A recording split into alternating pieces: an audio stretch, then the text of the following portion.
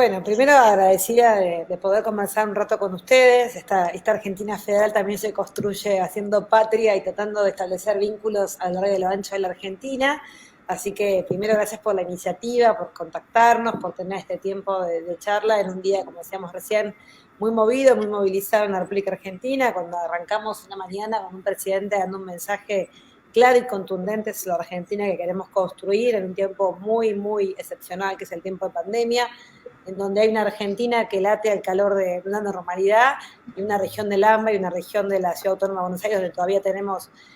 serias, digamos, posibilidades de contagiarnos el COVID, y además donde obviamente la curva de ascensos hace que estemos todavía y aún en fase 1, poniendo por sobre todas las cosas la vida, y creo que eso es lo que hace que muchos cumplamos la cuarentena con, por supuesto, mucho acompañamiento, con mucho esfuerzo, porque hay que decir que hay una Argentina que hace un esfuerzo enorme, que se queda en su casa, y que no siempre quedarse en casa, como decimos nosotros, es fácil, sobre todo en hogares donde hay carencias, donde hay limitaciones de espacio, donde, por supuesto, la cuarentena es mucho más complicado que en otros hogares. No desconocemos esa realidad, pero también sabemos que a esas personas con alta vulnerabilidad social es a las que queremos justamente cuidar y proteger, porque si bien, como dijo nuestro jefe de gabinete, el COVID no distingue clase social, está claro que las personas con alta vulnerabilidad social y los adultos mayores y personas con enfermedades prevalentes son finalmente las personas que están en riesgo de verdad en la Argentina. Así que en ese contexto nos encontramos, y como bien decías vos, nosotros teníamos una agenda ya cuando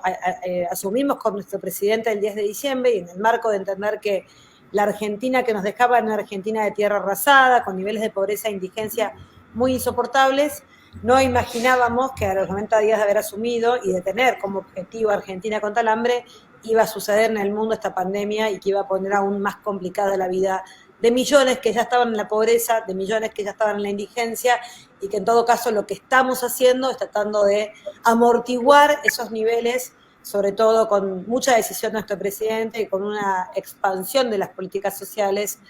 como nunca antes en la República Argentina. A veces nos gusta decir que hay medios que construyen un relato sobre la cuarentena y el aislamiento como si un Estado se hubiese corrido, y sobre el esfuerzo, digamos, que hace realmente el gobierno. Acá todos somos muy conscientes de que si logramos pasar este tiempo de pandemia con el menor dolor posible, con la menor cantidad de muertos y de fallecimientos, lo vamos a hacer con el total acompañamiento de 45 millones de argentinos, que en definitiva la gran mayoría decidió acompañar el orden que ha puesto Alberto Fernández en cuanto a que la vida es el valor supremo, y que luego en todo caso con la vida, obviamente salir de la pobreza, salir de la inactividad, poner la Argentina de pie va a ser un gran trabajo, pero vamos a estar vivos. Donde miramos para el costado y vemos los indicadores de muerte lamentablemente fallecidos en Brasil y en Chile, donde eso realmente es muy preocupante, muy alarmante. Así que este es el contexto en el que nos encontramos, y en este contexto estamos tratando de trabajar con mucha responsabilidad y con mucha decisión en cuanto al diseño y la implementación de las políticas sociales, ¿no? Victoria, hoy fue un día muy especial en la Argentina y se produjeron gran cantidad de hechos vinculados a la violencia, justamente en un día que es muy especial, que tiene que ver con la independencia, con esta dicotomía de independencia o colonia. ¿Cómo ves? ¿Qué es lo que está pasando? Que hay muchos sectores de la sociedad que destilan una cantidad de odio que sinceramente asusta. Yo creo que lo que está pasando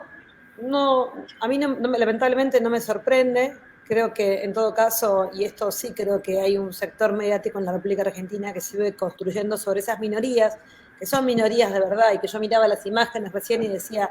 había un grupúsculo en Plaza de Mayo, había todavía manifestaciones en el Obelisco con niveles de violencia y odio que la Argentina lamentablemente en toda nuestra historia, y ni hablar desde la época de las guerras de la independencia, siempre tuvimos esta Argentina con minorías muy violentas, en algunos casos se han apoderado del poder, y eso ha hecho, por supuesto, que ese odio y esa violencia fuera realmente muy triste, y fueron las épocas más oscuras de nuestra Argentina, por hablar del proceso cívico-militar más duro que nos tocó vivir como pueblo. Pero si uno se remonta a lo largo de la historia, en estas fechas patrias donde uno hace una recorrida también por nuestra historia, mira esas imágenes y claramente no es la Argentina que queremos construir, claramente no es el mensaje, y que con eso no quiere decir que no seamos conscientes de que ese odio y esa falta de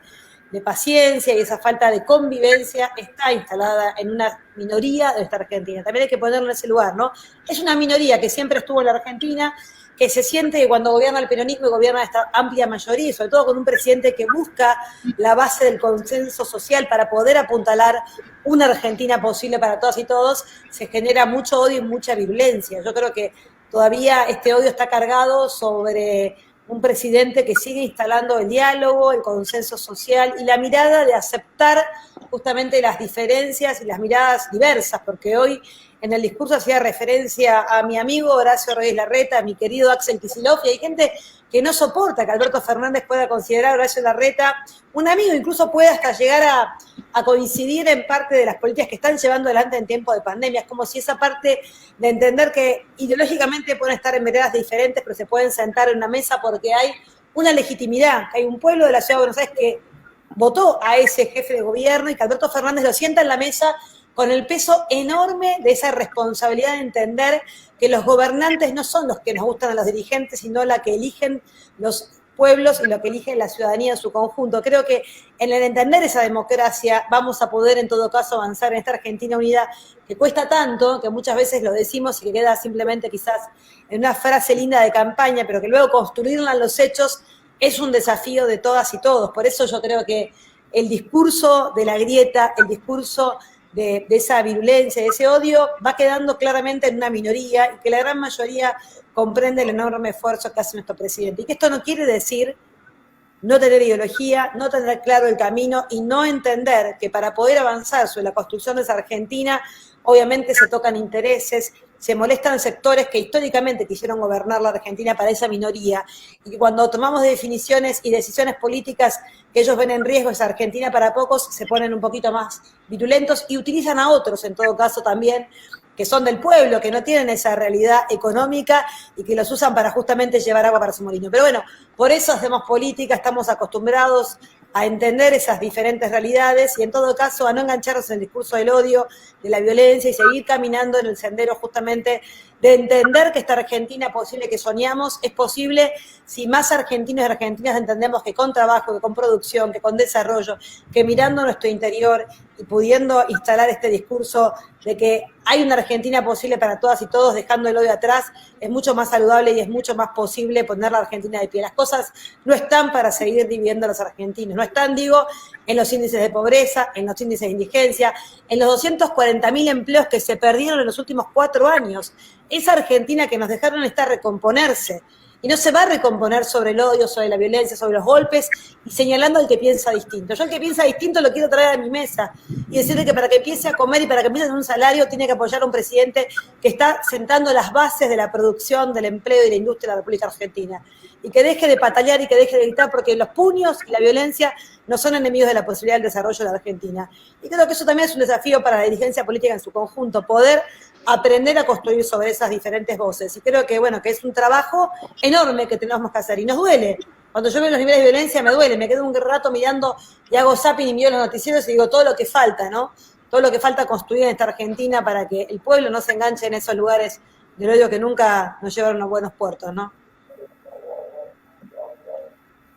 Sabri. Sí,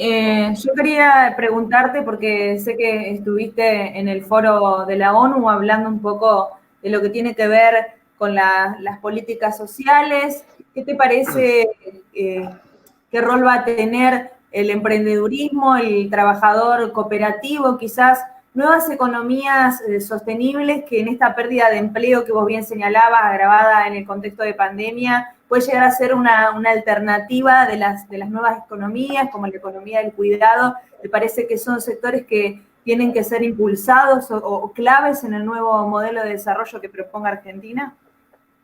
No tengas ninguna duda. Nosotros estábamos justamente a días nomás, el día 13 de julio, la Argentina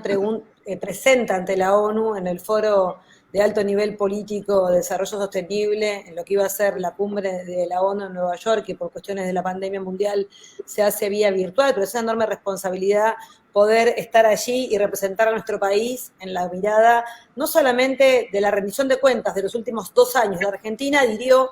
a lo que se llama la Agenda 2030, la Agenda de los Objetivos de Desarrollo Sostenible. Lo suscribimos con Cristina Fernández de Kirchner como presidenta, soñando, por supuesto, que íbamos a hacer gobierno en el 2015, y obviamente había un compromiso claro de 15 años de construcción de mayor equidad, mayor igualdad, integración y, por supuesto, mayor dignidad a nuestro pueblo. En esos 17 objetivos de desarrollo sostenible, que en definitiva la ONU los presenta en acuerdos con todos los países que integramos las Naciones Unidas, en lo que entendemos que es la salida justamente de un capitalismo foráneo y salvaje hacia un capitalismo con rostro humanitario, es que nos propusimos, obviamente, como país, mejorar todos los indicadores de pobreza, hambre, equidad de género, trabajo decente, ciudades sustentables, ciudades con acceso a la justicia y a la paz, el medio ambiente. Bueno, una cantidad de baterías de políticas públicas de Argentina tiene indicadores, metas y objetivos que debemos ir midiendo. Nosotros como país tenemos lamentablemente que presentar este informe en un contexto donde del 2017 al 2019 todos los indicadores sociales y económicos han disminuido, han retrocedido en términos de calidad de vida. En lugar de avanzar, como se proponía la agenda, llevamos números que demuestran todo lo contrario, que la pobreza aumentó, que la indigencia aumentó, que la desocupación trepó, tanto del sector formal como del informal, que los niveles, por supuesto, de violencia de género y los femicidios han aumentado en la República Argentina como en toda la región. Entonces, la verdad que es un informe que lo tengo acá presente porque me gusta tenerlo todos estos tiempos acá y poder mostrarlo, de un gran trabajo de recopilación de nuestros indicadores. Está en la página de la ONU, está en la página del Consejo y están los datos, en definitiva, que evidencian el enorme retroceso de la Argentina bajo la gestión de Mauricio Macri. Y este retroceso y este informe no queremos que quede en la biblioteca guardado, queremos en todo caso, me gusta decir, que sea la memoria viviente de donde no queremos volver como pueblo, ya ni siquiera como dirigentes políticos, como pueblo, no queremos retroceder más, porque retroceder más significa que cientos y miles se caigan en lugares donde ya no es sostenible la vida. Entonces, la verdad que es una enorme responsabilidad, pero elegimos junto con nuestro jefe de gabinete, en lugar de quedarnos solamente contando los pésimos indicadores de 2 años, que además no nos identifican porque son 2 años de una gestión saliente, lo hacemos en el marco de la responsabilidad institucional de un gobierno que se va, y uno que llega y tiene que tomar esa agenda, por supuesto, y dar cuenta al mundo, pero al mismo tiempo llevar un mensaje de qué puede hacer un gobierno, incluso atravesando una pandemia como la que atraviesa la Argentina, y poder contarle al mundo que en 24 políticas, las más importantes que ha tomado nuestro presidente de la Nación, hemos podido transferir e instalar una manera de asistir en tiempos de pandemia a la población. Cuando digo a la población, no digo aquella población que ya el peronismo está acostumbrado a tenderle una mano y a poder tratar de equiparar en ingresos, como son las mamás de la UH, como son nuestros jubilados y pensionados, como ese despliegue que desde diciembre se empieza a notar, un presidente que llegó y dijo Argentina contra el hambre. Y en ese norte empezó justamente a distribuir esta riqueza que había estado acumulada durante 4 años del macrismo y aumentó a los jubilados y los pensionados, y aumentó a aquellos que tenían planes sociales y dispuso la tarjeta alimentar como el refuerzo alimentario de las madres con niños de 0 a 6 años, buscando empezar a nivelar parte del tiempo perdido, parte de ese retroceso enorme que habían hecho los que no podían esperar, como dijo nuestro presidente. Pero no nos quedamos ahí. Llegó la pandemia y lo que hizo Alberto Fernández fue reforzar todas estas políticas de transferencia de ingresos, y lo más inédito y lo más revelador fue poder acercarnos, y va a tu pregunta, a ese sector de la economía informal, a ese sector que a veces no tiene rostro en la Argentina, que no está en las bases de datos, que no tiene número de quit, que no tiene cuenta bancaria, que es la enorme economía que mueve la Argentina, que genera riqueza, que paga impuestos, aunque no estén blanqueados, porque pagan el 21% de IVA de cada cosa que consume el mundo de la informalidad. Por eso decimos que son los que más pagan impuestos, porque si bien están en negro a la hora de no ser vistos, están en blanco en el sistema de aportes que le hacen a la República Argentina. El 21% de la masa de los trabajadores, de lo que ingresa a su casa, todo se va en el IVA, y ya ahí pasan a ser una masa de hombres y mujeres que aportan, y mucho, a este Estado y a la construcción de esta Argentina. Cuando nos dicen, están en negro, no aportan, no, están en negro, no, son el rostro de los invisibles de los trabajadores, pero al mismo tiempo aportan en la escala impositiva de la República Argentina. A ese conjunto de Argentina, hombres y mujeres, sobre todo mujeres, además hay que decirlo, que son casi el 40% de la población activa, económicamente activa de la Argentina, este gobierno, el de Alberto Fernández, le transfirió como nunca antes en el IFE, política tan denostada por algunos medios hegemónicos, porque tiene, por supuesto, problemas como todas las políticas sociales, pero nunca en la República Argentina habíamos puesto en marcha una transferencia a 9 millones de compatriotas, que parece fácil decirlo, pero hay que encontrar a esos 9 millones de los sin rostros de la República Argentina, aquellos que solamente tienen un DNI, pero que no hay registro del Estado para poder transferir este dinero. Y la verdad que lo hicimos con un esfuerzo enorme, por supuesto, del ANSES, de toda la jefatura de gabinete, y tratamos de llegar justamente al conjunto de la masa de los informales. Pero también asistimos con el ATP asistencia al trabajo y la producción, a este conjunto de hombres y mujeres que trabajan en la formalidad, pero que tuvieron que requerir a un Estado, señores Estado, señor presidente, por favor, en tiempo de pandemia, págueme los sueldos. Así salieron los empresarios a pedirle al presidente, y el presidente, entendiendo que es para todos y todas esta ayuda, este tiempo de pandemia, salió a asistir pagándole el sueldo a 2 millones de conjunto de hombres y mujeres del trabajo formal en la Argentina, y no solamente eso, sino pagándoles el aporte patronal, o sea, el aporte que hacen el conjunto de los hombres de las empresas, pymes y grandes, a sus trabajadores. El 95% de los aportes también los puso el Estado, los puso el gobierno argentino para poder cubrir lo que llamamos la cobertura más grande e inédita de la República Argentina. Cuando evaluamos estas 24 políticas que van desde el IFE, el ATP, todos los bonos de los sectores más vulnerables y además el crédito tasa cero para los autónomos, este crédito de tasa cero de 150.000 pesos con unos cuantos meses de gracia para empezar a pagarlo, más la suspensión de alquileres, más la suspensión del aumento de las tarifas de servicios en la Argentina, que venían escalonadamente aumentando hasta el hartazgo. Toda esta cantidad de baterías, el aumento del intercosecha, el aumento del bono de desempleo, suman en total 352.000 millones de pesos que se transfirieron al bolsillo de hombres y mujeres en la República Argentina.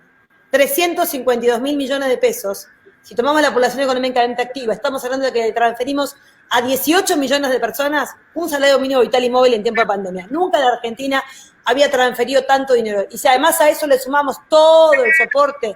de la salud pública, los hospitales móviles, los sueldos de los hospitales, las camas, los respiradores, bueno, el monto por supuesto asciende y es muchísimo mayor a 2.9 del PBI. Por eso decimos que la Argentina, en tiempo de pandemia, ya puede demostrarle al mundo, no solamente que cumple con los objetivos de desarrollo sostenible, porque está haciendo que la pandemia duela, porque nos va a doler a todos este tiempo, pero no duela tanto, sobre todo empezando por aquellos que no pueden esperar para llegar a todos y a todos. Y no es una frase del 1 de marzo del Congreso de la Nación. El presidente lo dijo en el Congreso y lo hizo realidad en estos 100 días de pandemia. Ahora, ¿esto alcanza? ¿Es suficiente para una Argentina que tiene niveles de pobreza y indigencia? Claro que no. Claro que nada reemplaza la actividad económicamente activa de un mundo, ya ni siquiera un país, de un mundo. Entonces, a tu pregunta, la respuesta es, por supuesto, que contamos con el conjunto de esa enorme masa de trabajadores de la informal en la Argentina, pero también soñamos con que sean trabajadores con rostro y que puedan lograr la formalidad y todos los derechos laborales. Hoy, donde se discute el teletrabajo en la Argentina, donde estamos legislando sobre nuevas formas de trabajo, hay una gran masa que aún no accedió a la forma habitual del trabajo, el trabajo con derechos, con jubilaciones, con vacaciones, con aportes. Ese trabajo todavía sigue siendo un escenario lamentablemente oculto para muchos y muchas hombres y mujeres de la Argentina. Soñamos con que haya, por supuesto, trabajo formal con todos los derechos y, por supuesto, legislar sobre el teletrabajo. Pero ese teletrabajo, por ahora, es una porción muy pequeña de hombres y mujeres de empresas privadas, que es solamente el 3%, y que nos ponemos de acuerdo que estamos contentas que por primera vez en la legislación del trabajo aparecen las tareas del cuidado, como bien mencionábamos. Eso ya es un logro muy importante para que las mujeres que trabajan en la modalidad del teletrabajo puedan tener y sean consideradas, obviamente, a la hora de pensarlas como trabajadoras madres, con niños a cargo, con personas mayores, con personas con discapacidad, y que no sean discriminadas por esa razón y que puedan, obviamente, ser consideradas en su rubro de trabajadoras y cuidadoras. Y creo que eso también es inédito y es para resaltar, pero guarda, que el teletrabajo no tape el gran árbol o el gran bosque que tenemos, que es el conjunto de la informalidad en la Argentina, a la que tenemos que trabajar para incorporar al mundo formal el trabajo. Y esa es la política a la que aspiramos y a la que profundamente aspira nuestro presidente y todo el equipo de gobierno. Amílcar. Sí, yo quería consultarte sobre el tema de cómo encontraste el tema, digamos, el consejo en sí, pero también lo que con bombos y platillos se anunció en su momento, como el plan anual de monitoreo y evaluación de políticas públicas y sociales, y que esto, a lo decir de Macri y de Carolina Sterling, iba a terminar con la discrecionalidad en la entrega de beneficios, y que hizo más que nada un hincapié en la meritocracia para entregar algunas becas Progresar y algunos programas. ¿Cómo encontraste estos sistemas, el CIEMPRO, el CINTIC, digamos, usados de qué forma se fueron usando? Y esta idea de que para los programas había que tener meritocracia. Bueno, nosotros hablamos de derechos. A diferencia de ellos, creemos que son derechos que el Estado debe garantizar a partir del diseño de las políticas públicas y las políticas sociales. Desde el Consejo Nacional de Coordinación de Políticas Sociales, donde trabajamos todos los días, hay dos áreas muy claras y muy importantes, sobre todo para los gobiernos provinciales, que son el SIEMPRO y el SINTIS, que tienen más de 20 años de antigüedad en el Estado Nacional y que sirven para dos cuestiones centrales, para la planificación, el diseño, el monitoreo y la evaluación de las políticas sociales. Y que, por supuesto, lejos eso de llamarse meritocracia, no todo lo contrario, sirve para ver de qué manera uno diseña una política para una población objetivo y que luego puede haber desvíos por las exclusiones, por distintos mecanismos que hacen de condición para que una persona quede afuera. Entonces, todo el tiempo sirven para pensar y repensar la política social, pero el CINTI fundamentalmente, que es un área muy importante, en algún momento, lamentablemente, en la Argentina sirvió, por ejemplo, para hacerse de la base de aportantes truchos de la provincia de Buenos Aires. O sea, María Eugenia Vidal utilizó parte de esa base de datos que es central y que tiene, por supuesto, muchísimas normas de calidad y de custodia de los datos, porque son los datos de Argentina los que se custodian en el CINTIS, datos personales, de ingresos, de patrimonios, de políticas sociales, de asistencias nacionales y provinciales. O sea, que es un dato realmente muy resguardado, que está al servicio de los gobiernos provinciales y de los intendentes en el intercambio del diseño de política, intercambio de datos, resguardando las responsabilidades, los datos individuales de las personas. Pero bueno, se utilizó de manera, la verdad, muy, muy tremenda, cometiendo un delito, y bueno, todavía la justicia tiene que investigar cómo fue que esa base se utilizó para los aportantes truchos de Cambiemos en la provincia de Buenos Aires. Pero está claro que nosotros venimos con otra impronta, no tanto mirar el pasado para aprender, sino fundamentalmente porque entendemos que las políticas se construyen en la garantía de derechos y que la Argentina tiene obviamente 12 años de mucha ampliación de derechos, luego vinieron 4 años de interrupción y que ahora tenemos que empezar justamente a poder extender la cantidad de derechos que hacemos que las ciudadanos y ciudadanos puedan llevar adelante. Y queremos que ahí el derecho a la conectividad, por ejemplo, es uno de los derechos, vos hablabas del progresar, de las becas estudiantiles,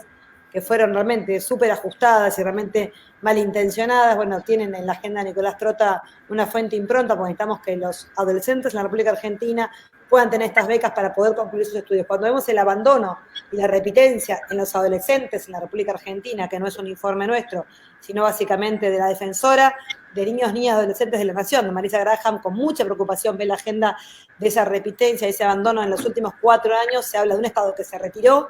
y que a la malaria y al hambre y a la desocupación de las familias, los adolescentes han dejado de estudiar en la República Argentina. Así que poner en pie no solamente el sueño de poder concluir los estudios secundarios, sino ir a la universidad, porque no creemos que sea un privilegio, sino todo lo contrario. Acordate que venimos de una gobernadora que decía que para qué hayamos construido más de 9 universidades en nuestro conurbano. O sea, esa era la idea que tenían ellos de la educación como del siglo pasado para algunos pocos, donde prácticamente también dentro de poco el voto para ellos era para unos pocos, ¿no? Nosotros creemos en los derechos, creemos en las universidades públicas, creemos en el conjunto de estudiantes que debemos sostener desde el Estado para que puedan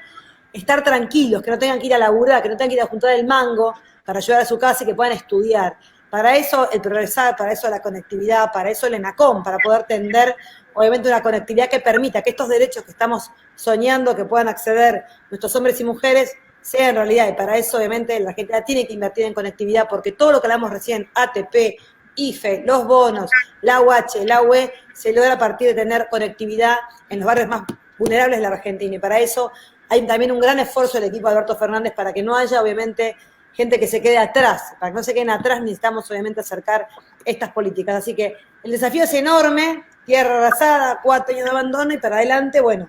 convivir con la pandemia mientras vamos poniendo a la Argentina de pie y soportando obviamente esta caída y que este lamentable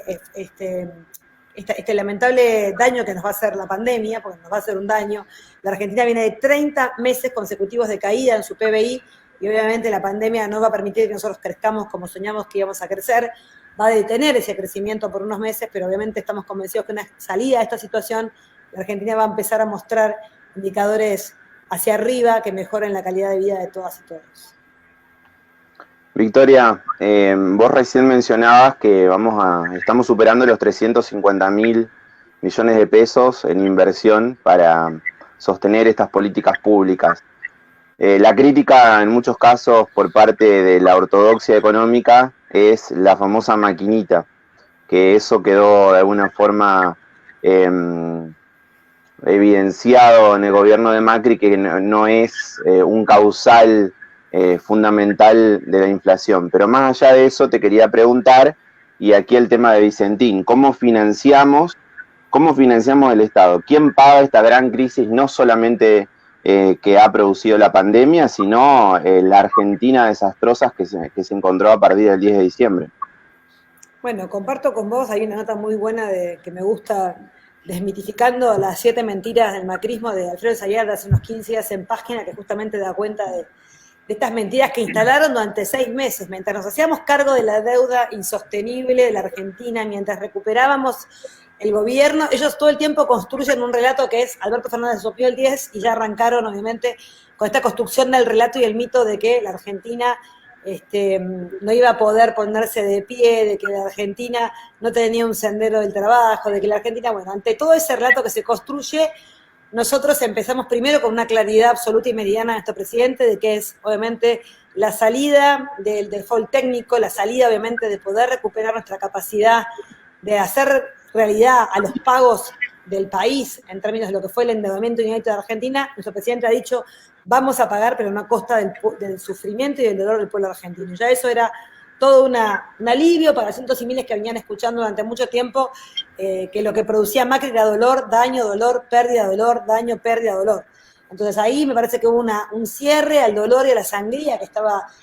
haciendo durante 4 años el macrismo, y vino Alberto a decir, bueno, calmemos, paremos, y empecemos a trabajar con un programa de gobierno en donde le digamos al fondo lo que después el fondo en febrero ratificó. Esta deuda es insostenible y no se puede pagar. Lo dijo el fondo, lo dijo Naciones Unidas, lo dice la ONU, y a partir de ahí, bueno, todo el programa obviamente todavía no está cerrado, pero que vemos con muy buenos ojos que lleva adelante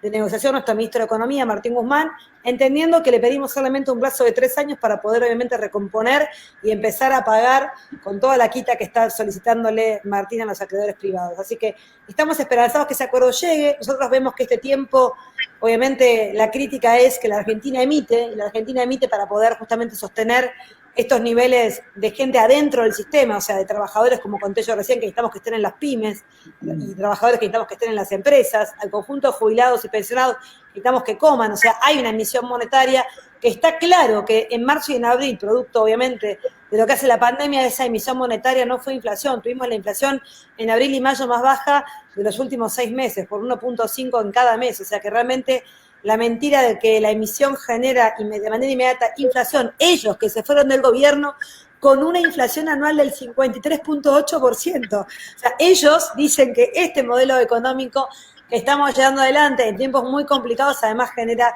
estos niveles de inflación. Y no quiere decir que nosotros neguemos que hay inflación. Hay inflación y hay un presidente muy atento a que fundamentalmente esa inflación no se vuelque en la canasta básica de alimentos, porque esa canasta básica de alimentos es la que queremos. A medida que inyectamos dinero en el sector del trabajo, queremos obviamente que esa canasta pueda reflejar la posibilidad de comer y de vivir en la República Argentina. Entonces, está a precios cuidados y hay una batería de medidas para tratar de contener esos precios de la canasta básica de alimentos. ¿Por qué? Porque en diciembre del 2015, un trabajador con un salario mínimo vital y móvil destinaba el 57% de la canasta básica de alimentos. Y no lo decimos contento, porque fue una política de mucho trabajo de nuestro gobierno saliente, de estar permanentemente custodiando que los precios de la canasta básica no se dispararan. Como también hay una política de contención de las tarifas, como hay una política de transferencia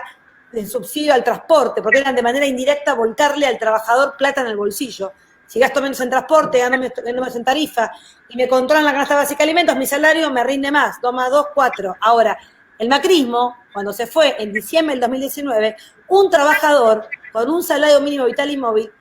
versus canasta básica de alimentos tenía que destinar el 82% solamente para comer. A eso sumale tarifas por las nubes, sumale transporte sin subsidios, y el trabajador se empobreció en la República Argentina. Entonces, la verdad es que hay un gobierno mirando esa realidad, inyectando, fijándose de qué manera recupera salario e ingresos el conjunto de la masa de hombres y mujeres, y al mismo tiempo custodiando que la canasta básica no se nos dispare. Ahora viene un desafío aún más grande, que es ver cómo todo eso queda en la economía en blanco y el Estado recupera capacidad contributiva. Y eso es un desafío. Nosotros estamos inyectando vía IFE, vía ATP, y necesitamos que esos sectores de la economía puedan consumir en lugares donde obviamente sean economías en blanco, donde obviamente tratemos de volver a captar vía IVA, vía ganancias, vía ingresos brutos, todo lo necesario para que el Estado vuelva a recuperar esa capacidad que le permita volver a redistribuir. Es como una rueda que no debería parar nunca. Ahora, si eso se fuga, si eso se va, si eso termina en todo caso en algo que nosotros miramos con mucha preocupación, que es lo que hizo Vicentín los últimos 4 años, bueno, el Estado empieza a estar cada vez más flaco en su capacidad de absorción de tributos y por ende está muy flaco en la capacidad de dar bienes y servicios al conjunto de la sociedad. Y eso es lo peor que nos puede pasar. Por eso vimos con muy buenos ojos la medida de nuestro presidente de poner el foco sobre Vicentín, una empresa número 7 a nivel de agroexportación de la República Argentina, que creció de manera tremenda en los últimos 4 años de macrismo, tomando deuda, tomando préstamos del sector público, esto es banca pública, tanto Banco Provincia como Banco Nación, y haciendo una triangulación tremenda para poder obviamente evadir impuestos, evadir retenciones, triangular vía Uruguay y Paraguay, y fundamentalmente hacer una gran trampa de la Argentina evasora, que es subfacturar las exportaciones y sobrefacturar importaciones. Entonces mostrás balances que te dan en negro, que te dan deficitarios, y sobre eso salís a buscar plata a un Estado bobo vía la banca pública, a llenar tus arcas para poder sacarla. Entonces, ese Estado nosotros no lo queremos. El Estado bobo al servicio del negocio de unos pocos, la verdad que no. Queremos un Estado inteligente que redistribuya y que genere este círculo virtuoso del consumo interno en Argentina. Hay una pregunta de uno de los tantos televidentes que tenemos a través de la red social. Un saludo para Luis. Si le pueden preguntar a Victoria si tienen algún proyecto en breve tiempo a implementar para tierra, comida, techo para los más humildes. Bueno, más o menos lo mismo que veníamos hablando. No, pero es muy importante, porque la verdad que la asignatura pendiente con respecto a la tierra es una asignatura pendiente de la Argentina. Hace unos pocos días leía con muy buenos ojos una resolución de nuestra ministra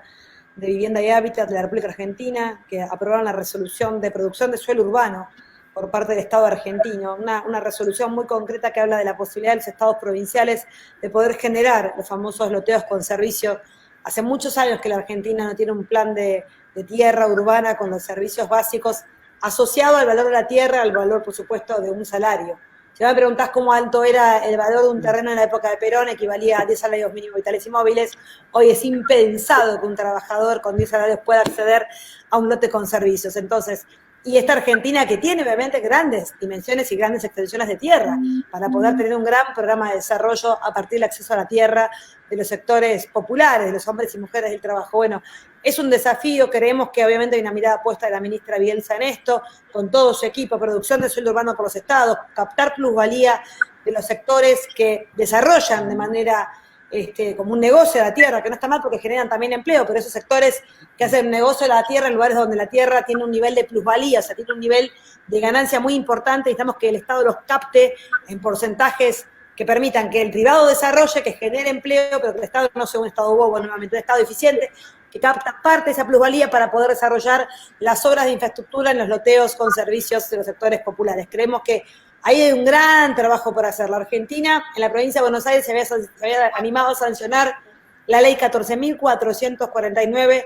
de justo acceso al hábitat, y obviamente luego vino el macrismo y la escondió bastante, pero es una ley que permite obviamente el desarrollo de este tipo de proyectos. Yo aspiro y espero que la agenda de la tierra, techo y trabajo en la Argentina vuelva a estar en el centro de la escena, y trabajamos todos los días para eso. Claro que es difícil ante esta emergencia poder hablar de proyectos más de corto, de mediano y largo plazo que de corto en la emergencia de hoy. Pero por supuesto aspiramos a que esto sea realidad y sea efectivo bajo el gobierno y la gestión de Alberto Fernández. Pregunta de Freddy, otro de las personas que está mirando. ¿Teníamos en consideración aquellas personas informales que saltaron cuando se produjo la masiva incorporación del IFE en el mes de marzo y abril? Que hubo un montón de millones de argentinos y argentinas que parecía que no figuraban en ninguna parte, lo mencionaste al principio también, no sé si querés profundizar al respecto. No, creo que sí, creo que hacen referencia que hubo al principio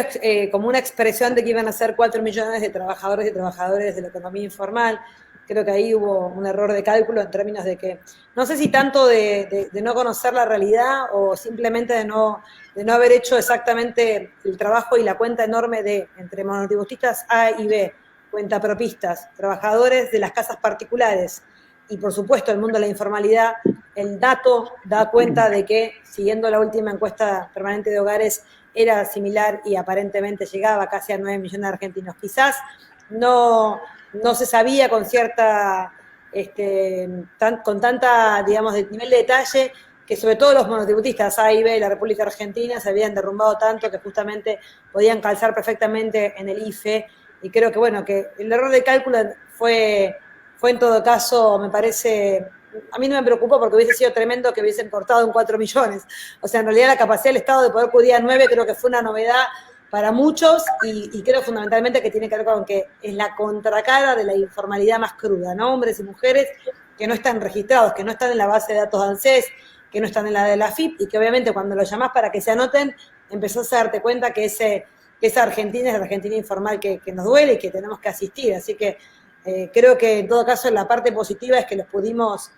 encontrar y les pudimos transferir el IFE y que a partir de ahora, por supuesto, estarán en cuenta para el rediseño también de las políticas sociales en tiempo de pandemia hacia adelante, cómo salimos de esta situación para adelante, ¿no? Sabri. Sí, yo quería preguntar a Victoria respecto, bueno, de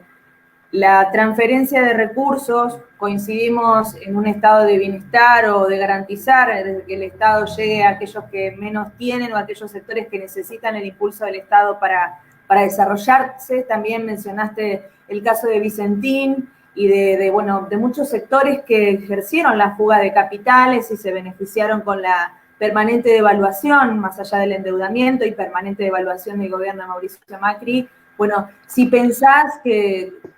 tomando como ejemplo Alemania u otros países quizá del primer mundo o más desarrollados que han podido avanzar respecto de empresas endeudadas y el sostenimiento de los empleos, como también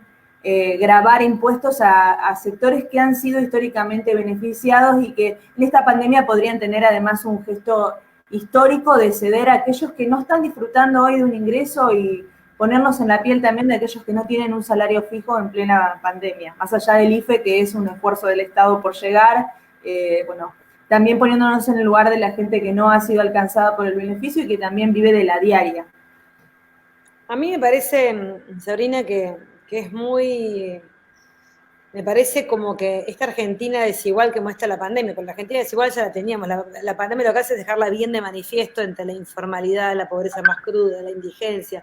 los canales de televisión todo el tiempo hablando de esta pobreza, que no se aguanta, vamos a superar los 50 puntos, pero si todas esas voces se alzaran en un común de acuerdo, en una casa común que sea que no podemos seguir tolerando niveles de concentración de riqueza de algunos sectores muy concentrados de la economía y que tenemos que redistribuir y tenemos que tener una matriz impositiva acorde a estos niveles de desigualdad, pero estas voces se alzan, se escuchan, se amplifican, pero luego de la riqueza de algunos sectores nadie quiere hablar. Entonces yo creo que claramente tiene que haber un debate serio y profundo sobre la matriz impositiva de Argentina, de cómo en todo caso tenemos que ser inteligentes en esa discusión, quizás no tener una matriz impositiva que castigue a aquel que mueve, a aquel que produce, a aquel que genera empleo, sino más bien una matriz impositiva que pueda captar de esa renta quieta, de esa posibilidad de lo que llamamos la renta del capital financiero, de por supuesto la riqueza del patrimonio, de los bienes, ¿no? Que me parece que es más inteligente esa mirada de poder aumentar ahí y poder liberar en todo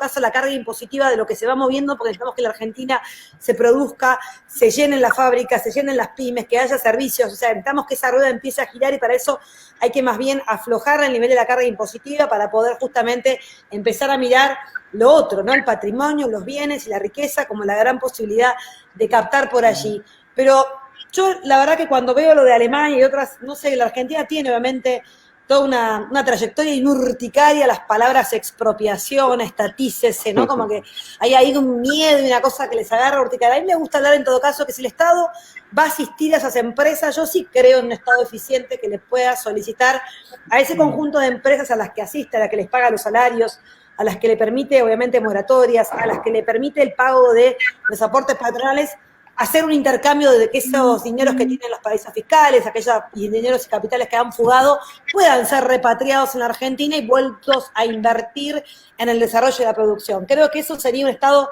que vuelva a dirigir la mirada en la producción, el empleo y la productividad de la Argentina. Necesitamos esta Argentina que tiene niveles de capacidad ociosa al 40% en cualquiera de las ramas que miremos. Necesitamos que esas capacidades ociosas vuelvan a estar realmente a tope. Necesitamos que cuando miremos los indicadores del INDEC y vos y yo entremos a ver cómo es la industria textil, no nos quedemos azoradas con el 50%, porque quiere decir que un empresariado argentino que invirtió en una Argentina en otro momento, que están las fábricas listas y que lo que falta es que hombres y mujeres puedan entrar a esas fábricas a producir. Y para eso necesitamos obviamente un Estado inteligente que dé las condiciones y garantías para eso y que ayude y asista a ese empresariado, pero obviamente no permitiendo la fuga. Yo creo que ahí hay una gran tarea por hacer. Por eso a mí no me gusta tanto mirar quizás experiencias que en la Argentina, por nuestra historia, son contraproducentes, más bien seamos generadores de una propia historia que tiene que ver con cómo somos capaces de construir, como construyó Néstor en el arranque del drama del 2001, 6 millones de puestos de trabajo. Puso la mirada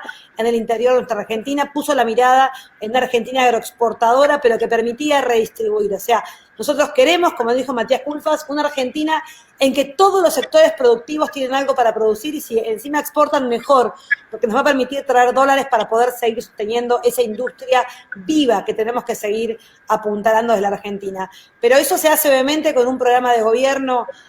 claro y concreto que se está desarrollando justamente atendiendo a lo que hoy dijo nuestro presidente, con una mirada federal, mirando al interior y viendo cada una de las capacidades instaladas y las posibilidades de desarrollo. Hoy hablaba a la tarde con el gobernador de Tierra del Fuego, por ejemplo, y hablábamos de la enorme capacidad del desarrollo de la pesca, no solamente para, obviamente, que la pesca se vaya a alimentar al mundo, sino para poder garantizar soberanía alimentaria a partir del desarrollo pesquero en nuestro sur, en toda nuestra plataforma marítima. Pero hablábamos también de lo que es los hidrocarburos en Tierra del Fuego que no están desarrollados, del gas, o sea, hay tanta Argentina todavía productiva, no somos un país que no tiene recursos naturales para ser explotados y para ser fuentes de cientos y miles de millones de puestos de trabajo. Está todo eso por hacerse y creo que esa es la mirada que tenemos que poner por sobre cualquier diferencia política, porque ahí encontramos un norte común. Hombres y mujeres del trabajo que queremos en todo caso tener esas posibilidades y esas oportunidades para el conjunto de nuestros compatriotas y creo que esa es la agenda del trabajo que propone Alberto Fernández.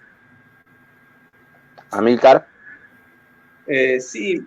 siguiendo lo que estabas hablando, digamos, porque siendo nosotros de una provincia del interior, digamos, mencionaste muy bien lo que es el desarrollo territorial. Por ahí hubo planes de estratégicos territoriales que hizo Cristina Kirchner, que fueron el avance 2008, el 2011, también con una agenda 2016 que después no se continuó, pero que tiene que ver con las diferentes necesidades que hay en cada uno de los territorios de la Argentina. Y por eso también celebro que lanzaron el sistema federal de monitoreo de programas sociales a nivel federal, digamos, para tener en cuenta las necesidades de cada uno de los territorios, ya sea sociales, culturales, ancestrales, que son típicas y propias de cada uno de los territorios y que hacen al desarrollo territorial del lugar. Y como vos decías recién, hay muchas cosas que están por desarrollarse, que se pueden explotar. Preguntarte eso, digamos, en este lanzamiento del Sistema Federal de Monitoreo, ¿cómo viste también la gente que te acompañó y cómo es la ayuda del interior en ese sentido? Bueno, es que para nosotros en nuestro interior está la fortaleza del país y no es ni más ni menos que entender que esta Argentina se pone de pie si logramos tener una mirada federal en la construcción de las políticas sociales y en la construcción de las políticas públicas en general. Nosotros vemos con mucho, digamos, entusiasmo toda la construcción de esta agenda federal. Por supuesto que el gobierno de Entre Ríos nos une una mirada, tiene una gran ministra de Desarrollo Social en Entre Ríos que permanentemente está mirando todas las dificultades por las que atraviesa el pueblo de Entre Ríos, sobre todo nuestro norte de Entre Ríos, como ella manifiesta, con las enormes desigualdades que tiene, ¿no? Porque parece que Entre Ríos para los porteños es Concordia, Paraná, Concepción y Gualeguaychú, para resumirlo prácticamente, y nos olvidamos obviamente de todo nuestro gran Entre Ríos, de toda esta gran provincia que tiene mucho para producir justamente, ¿no? Lo que alguna vez fue soñado como la granja, no del mundo, sino la granja de la Argentina, me gusta decir a mí, o sea, que Entre Ríos pueda producir en este intercambio, en esta gran profundidad que le tenemos que dar en la agenda que viene, como dice el ministro de Producción y Desarrollo, a partir de una agenda local y regional, o sea, cuáles son las capacidades productivas de nuestras provincias, cómo podemos en todo caso vincularnos de manera con mayor redes de comercialización y logística, cuáles son las rutas, los caminos, las vías férreas, por dónde va nuestro circuito marítimo, cuáles son en todo caso esos planes que la Argentina soñaba allá en la época de Juan Domingo Perón con el plan quinquenal, por dónde va justamente el desarrollo y la posibilidad de esta Argentina que soñamos con condiciones de igualdad y de oportunidades para todos y todos. Yo creo que ahí en nuestro interior, en nuestra Argentina federal es donde está la fuerza, y lo digo de verdad, porque cuanto más conozco la Argentina, cuanto más la recorro, porque obviamente la Argentina tiene esta enorme capacidad de ser bien diversa, bien heterogénea, pero al mismo tiempo esa es una de las fortalezas, ¿no? Entonces, me parece que cuando Alberto le habla a nuestro interior profundo, cuando Alberto plantea las capitales de la alternancia, cuando Alberto tiene esta agenda federal, yo me siento profundamente honrada de ser parte del gobierno nacional y digo, bueno, por ahí está el camino. Hoy sentí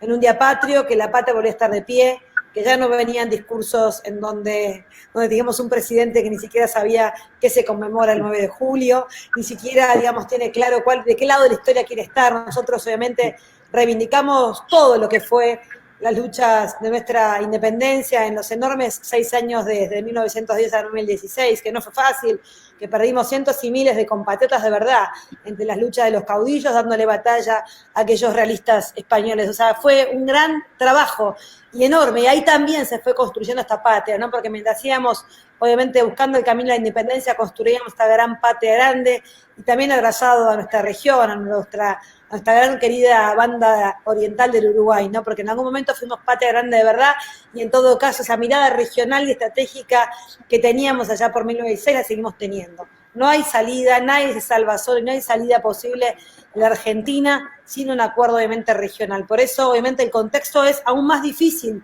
que los años de Néstor y Cristina. Tenemos a Bolsonaro, tenemos a un Chile con políticas realmente muy diferentes, Bolivia en manos de un golpe de Estado, o sea, hay situaciones regionales que hacen aún más diversa, más difícil la tarea de Alberto Fernández, porque está parado en el cono sur de la región, mirando prácticamente a AMLO y a México como su gran aliado estratégico, y viendo en todo caso cómo esos sueños de la patria grande que soñábamos allá por 1916 son aún más difíciles en tiempo de pandemia, porque desde acá, desde el sur más profundo, seguimos peleando por una patria latinoamericana justa, libre y soberana, con soberanía alimentaria, con soberanía e independencia económica, y creo que hoy esos mismos legados, lamentablemente, todavía en la Argentina no están saldados. O sea, por aquellos patriotas que lucharon,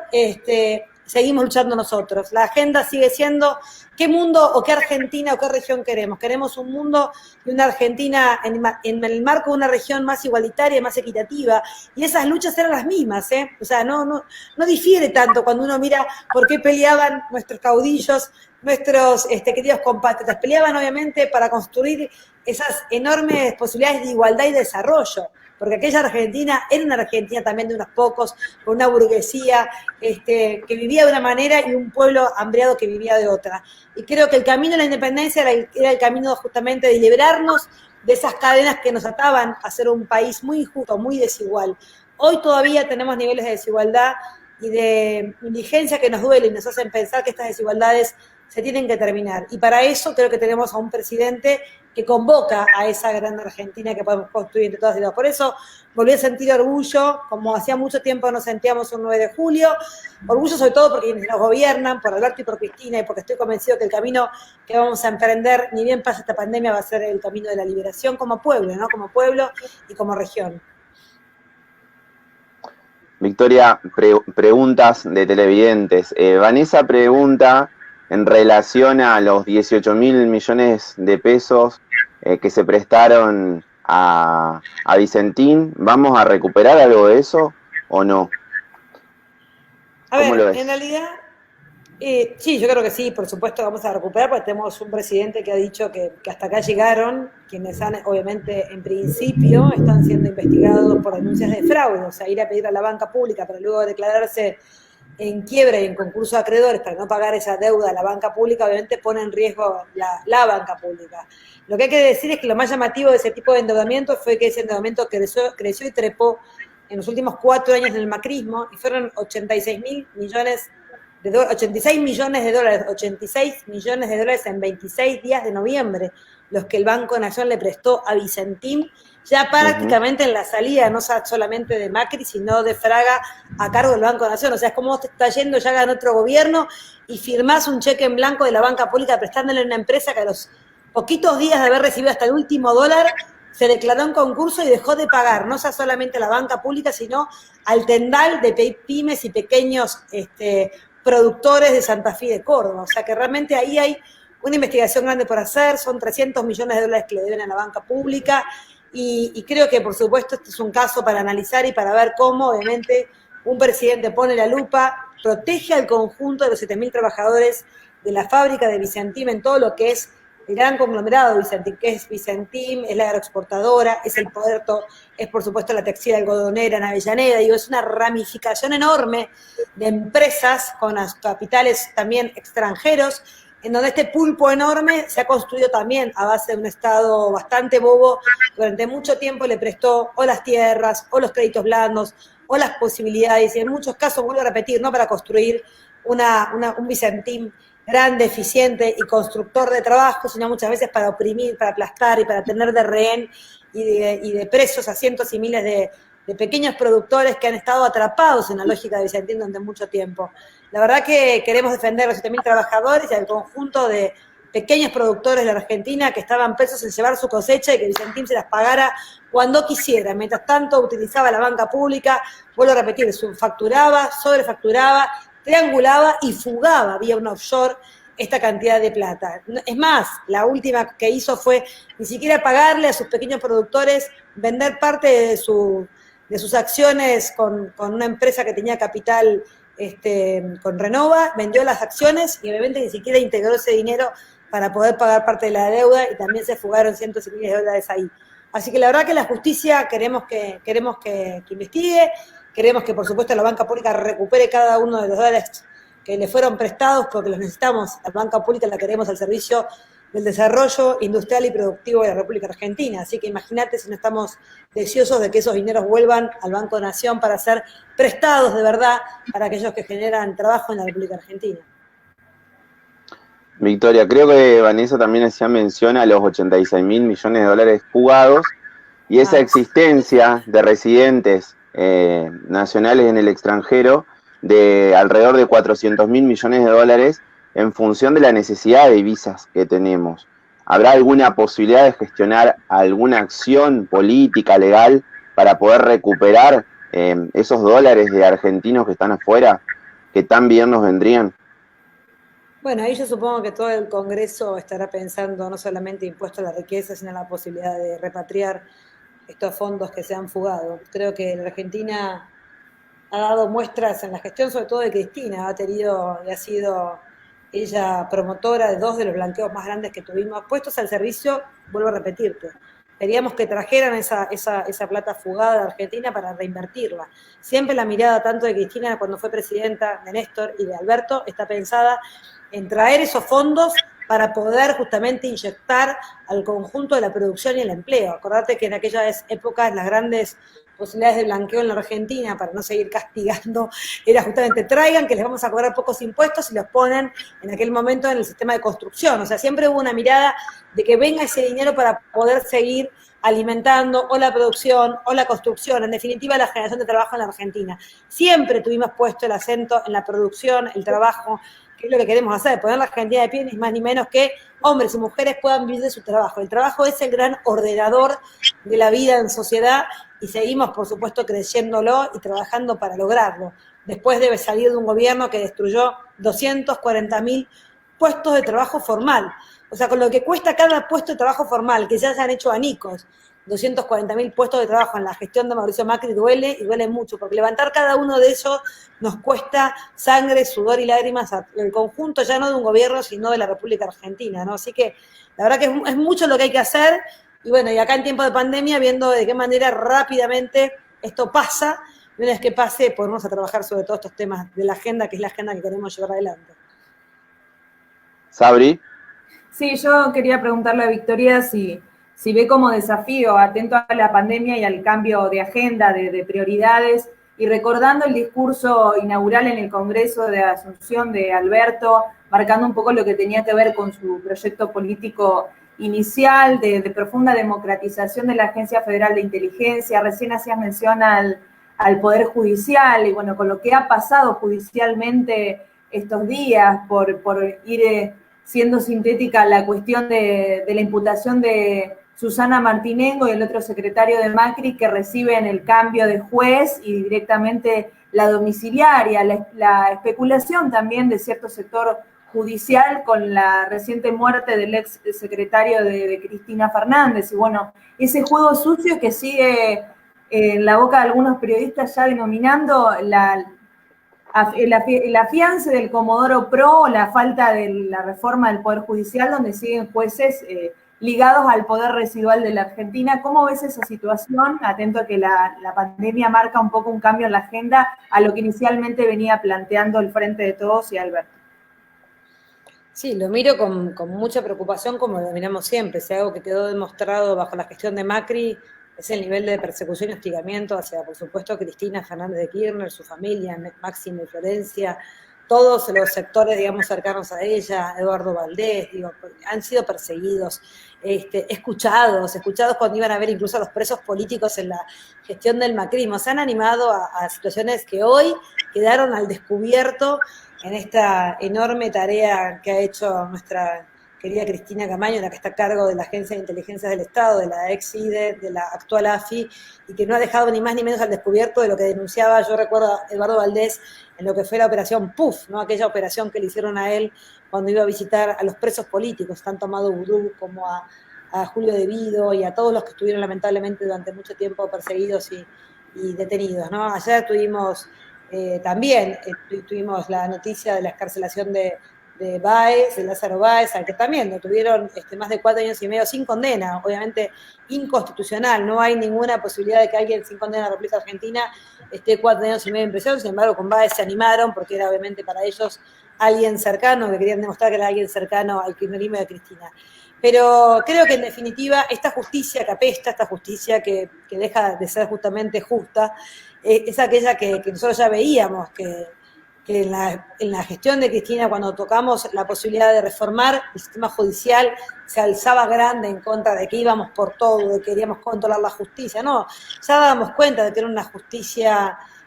realmente sin los pilares fundamentales de la transparencia y de poder justamente tener una conducta y un consejo a la magistratura que fuera justamente permitiendo no solamente las designaciones, sino las sanciones a los jueces que se alejan de su trabajo profesional y de sus conductas. Pero nada puede haber sido, digamos, más explícito que el macrismo, en lo que fue la utilización de la justicia, que era así como un brazo ejecutor o un vaso conductor de lo que ellos iban disponiendo, ¿no? La locura de Macri hasta no solamente con la oposición, sino con su propio gobierno, las escuchas a Larreta, a Vidal, a Rogelio Frigelio, a su hermana, o sea, a todo aquel que veía con posibilidades de, bueno, a ver qué está pasando. Bueno,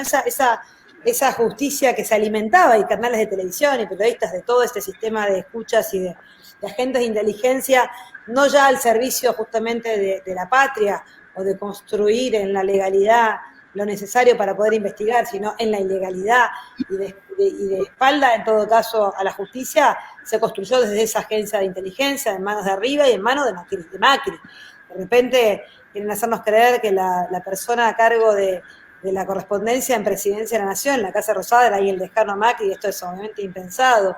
Esta funcionaria es responsable no solamente de eso,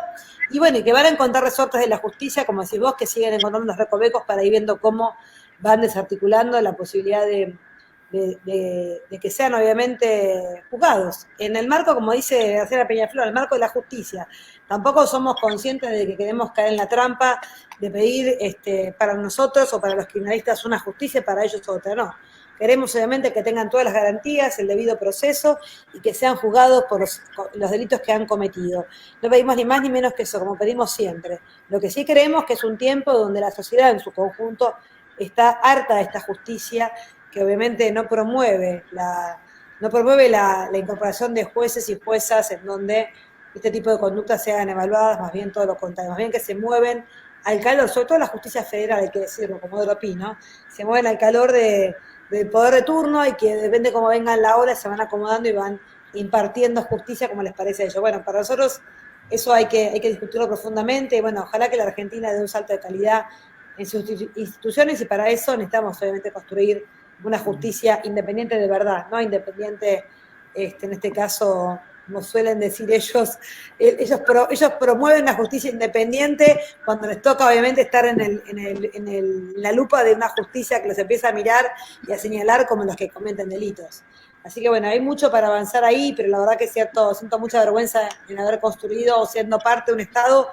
que solventó, porque como ciudadana solventé esa AFI, pagué mis impuestos y contribuimos en algún punto todos nosotros a que eso suceda en la Argentina. No queremos más eso, queremos una una agencia de inteligencia que está al servicio de la justicia y que por supuesto sea conducida, en este caso por una mujer, con enorme trayectoria, con muchísima transparencia, por primera vez con fondos que no son reservados, sino que están siendo utilizados para ni más ni menos cumplir sus misiones y funciones. Así que bueno, ojalá que podamos ver tiempos de verdad, y que quede a la luz toda esta enorme triangulación entre Macri, los agentes de inteligencia y el sistema judicial y periodístico,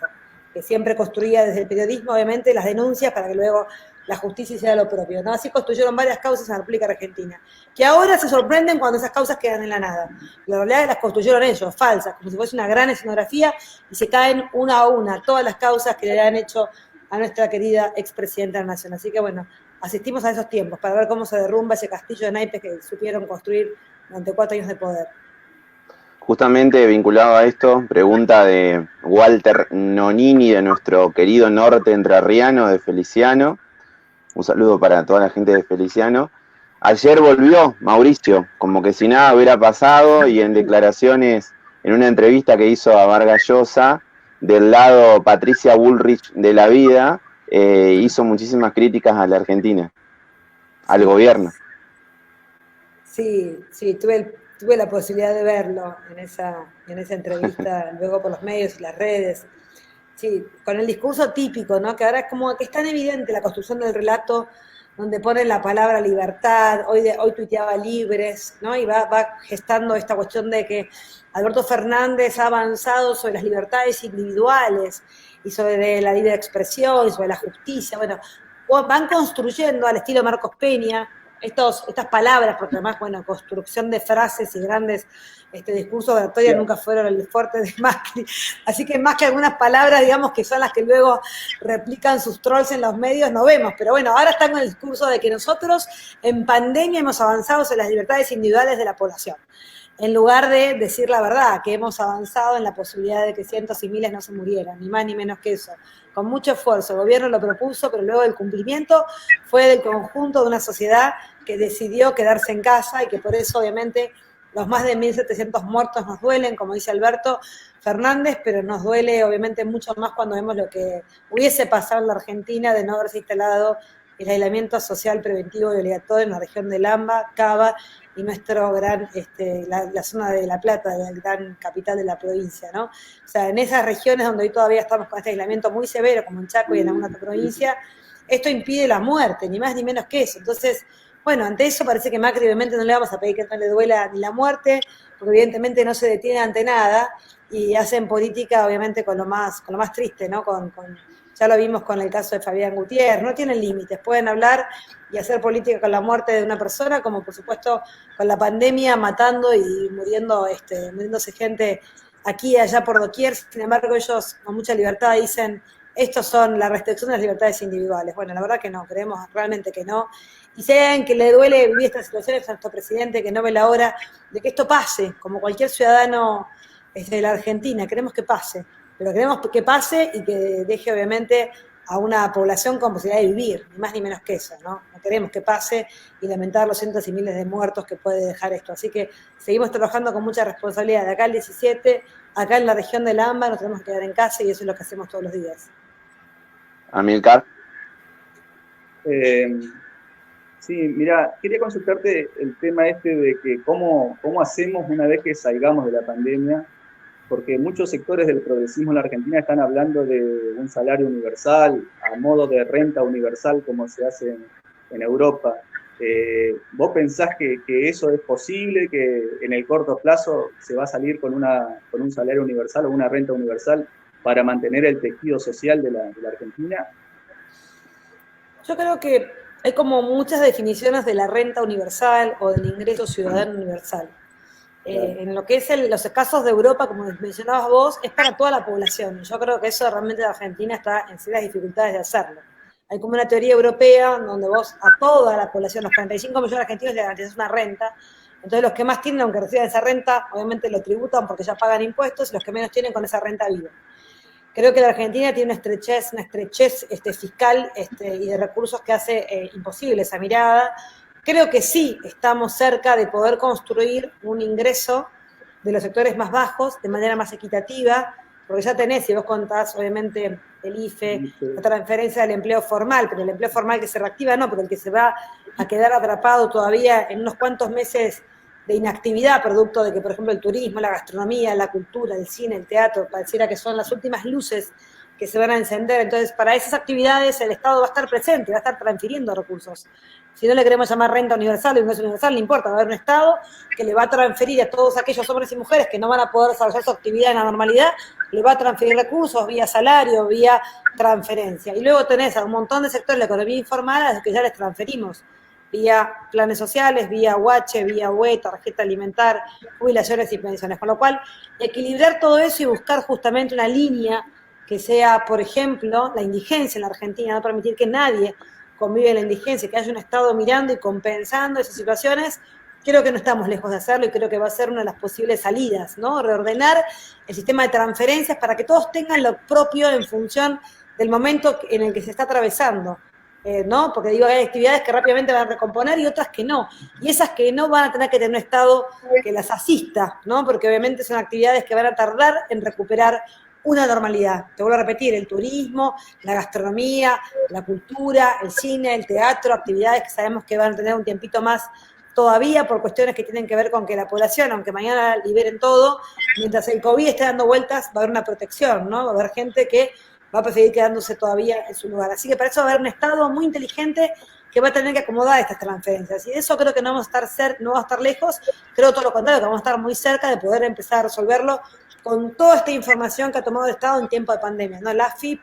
el Ministerio de Desarrollo Social, el Ministerio de Producción, el Consejo Nacional de Coordinación con el CINTIS, trabajando en la mesa viendo justamente cuáles son las poblaciones que tienen que ser asistidas por el Estado Nacional para que rápidamente, mientras aquellos que se van recomponiendo la actividad puedan obviamente tener lo propio y aquellos que todavía están más lentos en la actividad puedan tener la asistencia del Estado. Victoria, da la sensación, y ya te vamos a empezar a dejar para que puedas descansar, da la sensación de que Alberto está como muy saturado en términos de comunicación política en los medios. Desde varios sectores se reclama mayor presencia de dirigentes bancando las políticas públicas que lleva adelante este gobierno. ¿Cómo ves esa situación? Dado que se están generando muchísimas discusiones, debates y demás, y pareciera que hay todo un arco de dirigentes que de alguna forma, como vienen siendo las críticas, resultan medios tibios a la hora de salir a bancar a las medidas que se están llevando adelante.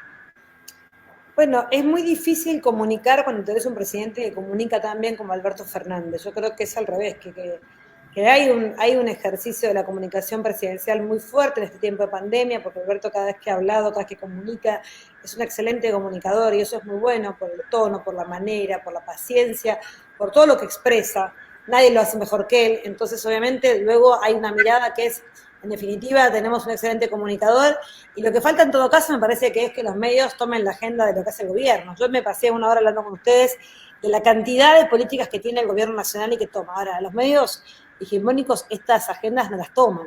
O sea, es raro que nos entrevisten, es raro que les interese que hablemos de esto, si nos entrevistan son 5 minutos y luego te sacan. Es difícil instalar la agenda en donde uno pueda mostrar con mucha contundencia la enorme voluntad política de nuestro presidente, sin que obviamente construyan un relato. Ellos quieren construir un relato vacío de contenido, quieren obviamente que estemos los ministros y secretarios de Estado bastante tapados y ocultos, y en todo caso creo que no es un déficit nuestro, sino creo que es una mirada también del relato que se quiere construir. También es cierto que esas críticas vienen de filas de nuestro propio espacio político, ¿no? Del Frente de Todos, que Aníbal Fernández dice graciosamente, bueno, que él quiere más jugadores. Yo veo a una buena comunicación del Ministerio de Salud, lo veo a Ginés González García, a Carla Bisotti, lo veo a Matías Culfas, veo, por supuesto, a Daniela Arroyo. Nosotros hacemos un esfuerzo grande desde el Consejo, sin ser un ministerio, tratando de tener una mirada y de tratar de tener voz y de llevar adelante políticas.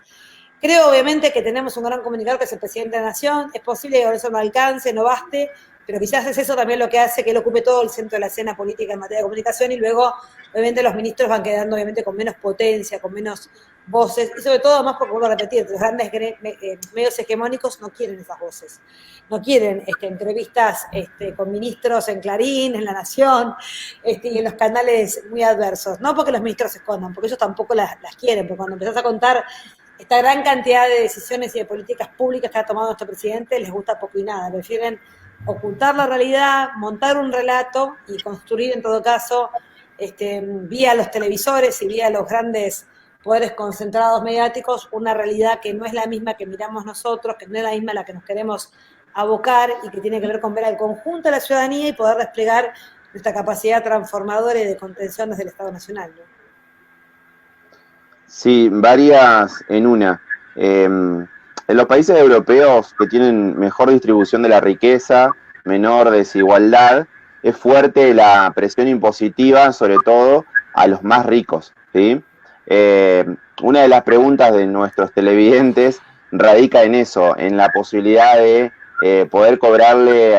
el impuesto a los patrimonios. Vos hablabas de reforma impositiva, creo que tiene que ver en ese sentido. Y después también una última reflexión en función de tu rol de contadora. Acá la mayoría de los integrantes del centro de estudios somos contadores y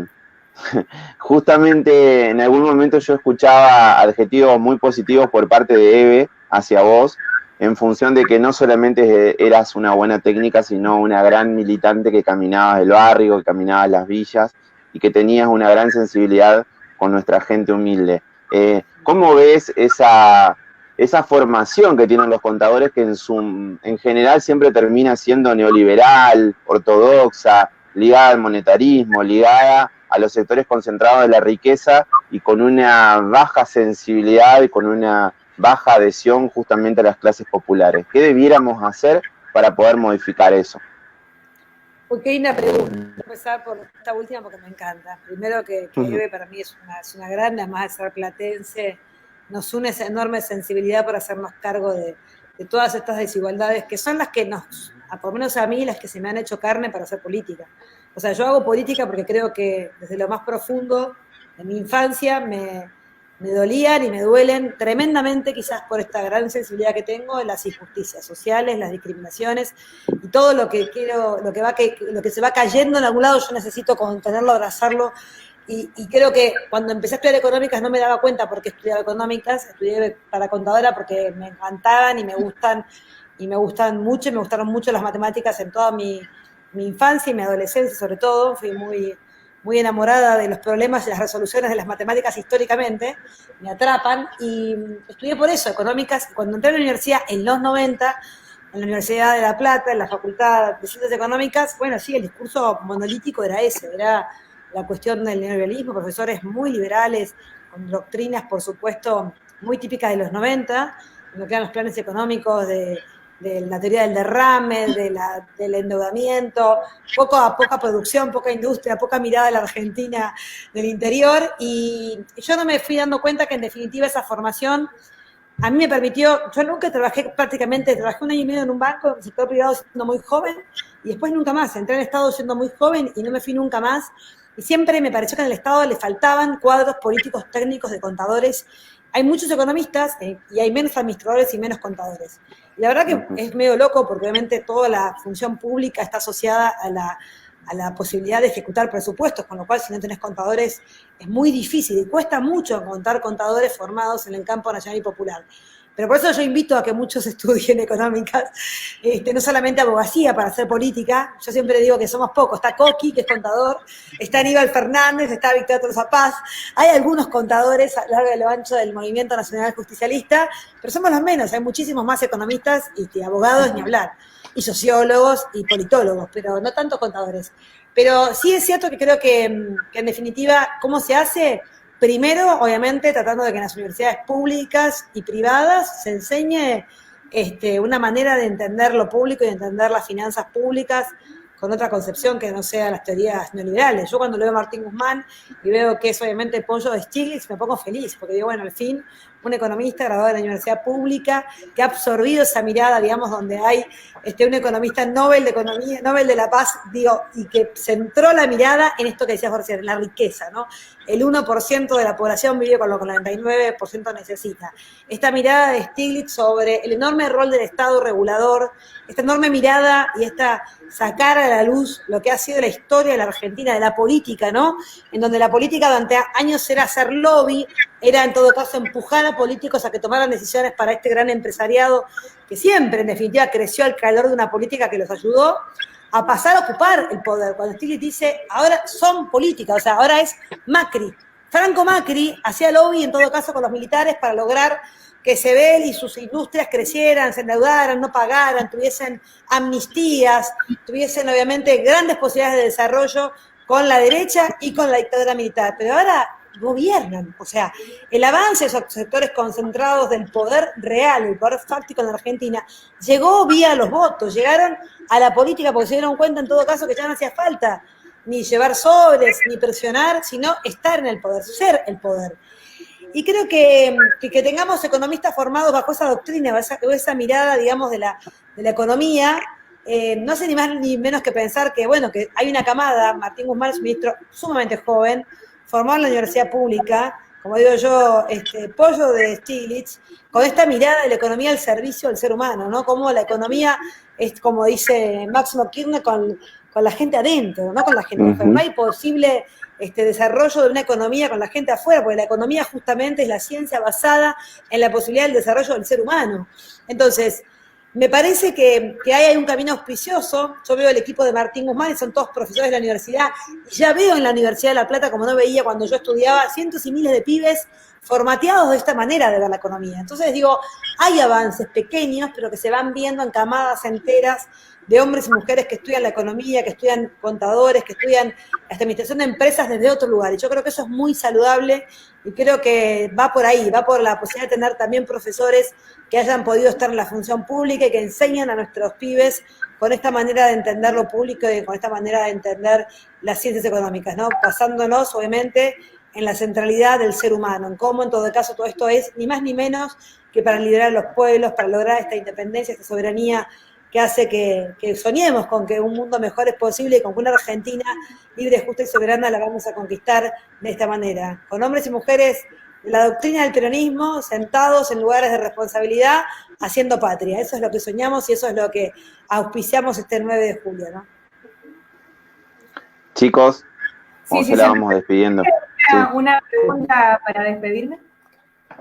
Hace unos días el presidente y la ministra de Igualdad de Género presentaron un plan nacional de acción contra la violencia de género, una de las caras de la pandemia silenciosa. Tenemos un presidente que defendió en esa ocasión el lenguaje inclusivo, bueno, tiene un hijo que pertenece a la diversidad sexual, al colectivo LGBTQ. Y quería preguntarte, hablabas recién de la representación de los economistas. ¿Cómo ves la representación de la mujer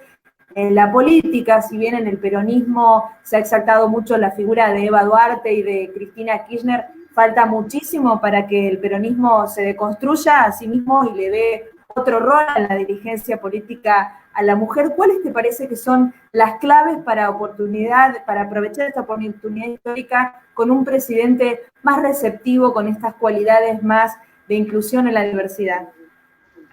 Bueno, creo que es un momento excepcional, como decís vos recién, porque si bien tuvimos a Eva y a Cristina, y lo comparto, dos grandes figuras que han marcado